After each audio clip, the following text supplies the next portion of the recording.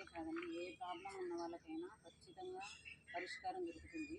ప్రపంచంలో ఎక్కడికి పోయినా మనకు ఫలానా చోటుకి వెళ్ళినప్పుడు ఫలానా దొరుకుతుంది అనేది మనకు గ్యారంటీ ఉండదు. అక్కడికి వెళ్ళిన తర్వాత ఏది దొరుకుతుందో అని ఆలోచన చేసి మనము ప్రతి విషయం గురించి కూడా ఆలోచిస్తుంటాము. కానీ ఇక్కడ మాత్రము ప్రతిదీ ఖచ్చితంగా ప్రతి సమస్యకు పరిష్కారం దొరుకుతుంది.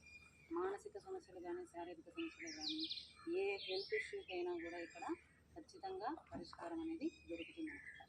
ఇక్కడ ఆశ్రమంలో రాణి మేడం గారు నాకు చాలా ఇష్టం. మేడం గారు అంటే చాలా విషయాలు చాలా సున్నితంగా సూక్ష్మంగా మన వేలోకి వచ్చేసి చెప్తారనమాట. తర్వాత రమ్య మేడం గారు కూడా అన్ని విషయాలు టక చెప్పేస్తారు. అసలు మేము చాలా డౌట్లు పెట్టేసుకొని వస్తాం అసలు ఆశ్రమానికి. ఎన్ని వచ్చినా ఇన్ని డౌట్లు మేము గుర్తుపెట్టుకుంటాం, ఫలాని డౌట్ అడగాలని.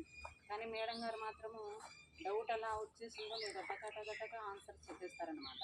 ఆమె మైండ్లో ఒక పెద్ద బుక్ అనేది ఉన్నట్టుంది అనిపిస్తుంది నాకు. తర్వాత రామారావు గారు కూడా ఇక్కడ మొదట నేను వచ్చినప్పుడు ఉప్పు నూనె లేని వంటలు తినలేకపోయేదాన్ని, అంత కూరలంతా మిగిలిచ్చేదన్నమాట. తర్వాత రామారావు గారు ఏం చేశారంటే, ఆ కూరల్లో మీరు పెరుగు వేసుకొని తినండి, చాలా చక్కగా ఉంటుంది అని చెప్పారు. తర్వాత అదే పద్ధతి నేను 3 years నుంచి ఫాలో అవుతున్నాను.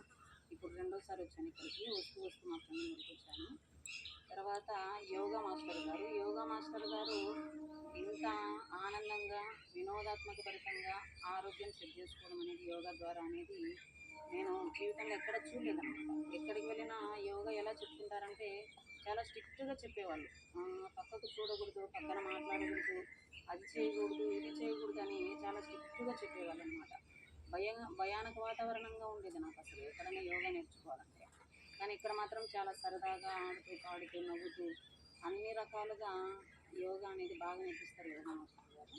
తర్వాత హేమలత మేడం గారు చాలా చక్కగా చెప్తారన్నమాట. ఏదైనా బాగా వింటారు, ఇంకా ఏమైనా సమస్యలు ఉన్నాయా అని అడుగుతారు 1-4 సార్లు. ఆవిడ అన్ని సార్లు అడిగేసరికి మనకి ఇంకొకటి గుర్తొస్తుంటుంది. చాలా బాగా ఓపికగా చెప్తారనమాట. ఏ టైంలో ఫోన్ చేసినా కూడా వెంటనే ప్రతిస్పందిస్తారు. రూమ్లో మనకు డాక్టర్ గారికి అత్యవసర నెంబర్ ఉంటుందన్నమాట. అక్కడ ఫోన్ చేస్తే మేడం గారు నిమిషంలో ప్రతిస్పందిస్తారనమాట. నిమిషంలో మనకి ఏదైనా హెల్త్ ఇష్యూ అయితే, ఏదైనా ప్రాబ్లం అయితే చెక్ చేస్తారనమాట.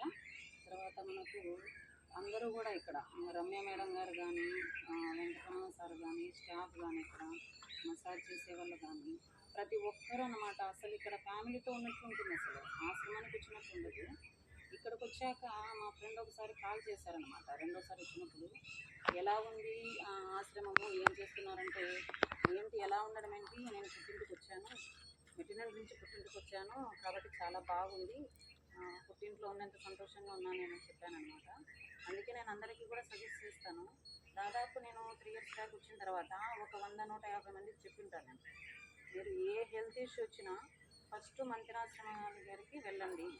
అక్కడికి వెళ్ళిన తర్వాత 15 days ఉండేసి మీకు సమస్యకు పరిష్కారం దొరకలేదంటే తర్వాత ఏటైనా వెళ్ళిపోండి. ఫస్ట్ అయితే అక్కడికి వెళ్ళండి, మీకు సమస్య పరిష్కారం అవుతుంది. తర్వాత ఇంకా భవిష్యత్తులో ఇంకో సమస్య రాకుండా మీరు చూసుకోగలుగుతారు. సమస్య రూట్ ఎక్కడ ఉంటుంది, ఎక్కడ నుంచి దాన్ని నివారించాలనేది చాలా చక్కగా చెప్తారు ఇక్కడ. ఇంకా వంట గురించి చెప్పాలంటే చాలా అద్భుతంగా ఉంటాయి అసలు. మొదటిసారి వచ్చినప్పుడు నేను భయంతో వచ్చాను, రెండోసారి వచ్చినప్పుడు నాకు ఆశ్రమం దరిదాపులకు వచ్చేసరికి నోట్లో నీళ్ళు దొరుకుతున్నాయి అన్నమాట. ఉప్పు నూనె వంటలు తినాలి అనేసి ఇంటి దగ్గర చేసుకునేదాన్ని నేను, కానీ నా ఒక్కదానికి చేసుకునేదాన్ని అనమాట. మా ఫ్యామిలీలో అందరూ తినేవాళ్ళు కాదు. ఇక్కడికి వచ్చేసరికి అంతా మనమే కదా, అంతా బాగుంటుందనేసి చాలా అద్భుతంగా ఉంటాయి అసలు. ఉప్పు నూనె లేని వంటలా అని అనిపించదు. మనం ఎవరికైనా పెట్టామంటే కానీ దీంట్లో ఉప్పు లేదా నూనె లేదా అనేది వాళ్ళు అస్సలు కనిపెట్టలేరు అనమాట. అంత అద్భుతంగా ఉంటుంది. రాణి గారి ఆధ్వర్యంలో ఇక్కడ వంటలు చాలా బాగుంటాయి, చాలా కేర్ తీసుకుంటారు. ఫుడ్ అనేది వాళ్ళు పెట్టే ప్రతి ఫుడ్ కూడా పూర్తిగా తినాలి మనము. ఇదొకటి నేను చెప్పాలనుకుంటున్నాను. కొందరు ఏం చేస్తున్నారంటే ఫుడ్ను కొంచెం వదిలేస్తున్నారు అయిష్టతతో, కానీ ఇష్టంగా మార్చుకొని చక్కగా తిన్నారంటే ఇక్కడ చెప్పే ప్రతి విషయము, ప్రతి ఫుడ్ కూడా పూర్తిగా మన ఆరోగ్యం గురించే. మామూలుగా ఫ్యామిలీలు అందరూ కలిసి హాలిడేస్ వచ్చేసరికి ఎక్కడికైనా టూర్ వెళ్ళాలనుకుంటారు. ఆ టూర్ అయితే ఇక్కడికి వేసుకోండి, ఆశ్రమానికి health tour. Good health tour అనమాట. మనకు టూర్లు వెళ్ళేసామంటే బయట అది బ్యాడ్ హెల్త్ టూర్ అవుతుంది. అంటే వెళ్ళినప్పుడు ఎక్కడంటే అక్కడ ఏదంటే అది తినడము తాగడము చేసి ఇంటికి వచ్చాక సిక్ అవుతాం ఖచ్చితంగా. కానీ ఆశ్రమానికి వచ్చామంటే సిక్ అయిన వాళ్ళం కాస్త సెట్ అయిపోతాం అనమాట. మనం అది చూసుకోవాలి. ప్రపంచంలో మన గురించి ఎవరు ఆలోచించరు. మన హెల్త్ గురించి, మన బాడీ గురించి, మన మనసు గురించి వేరెవరు ఆలోచించరు అనమాట. అంతా వాళ్ళ పనుల్లో వాళ్ళు ఉంటారు. కాబట్టి మన గురించి మనం ఆలోచించుకోవాలన్నా, మనల్ని మనం గుర్తించుకోవాలన్నా కూడా ఈ ఆశ్రమానికి వచ్చినప్పుడు అవన్నీ జరిగిపోతాయి. మిమ్మల్ని మీరు గుర్తించుకుంటారు, మిమ్మల్ని మీరు కనుగొంటారు. మీలో ఉండే శక్తి, మీలో ఉండే ప్రశాంతత అన్నీ ఇక్కడ బయటపడతాయి.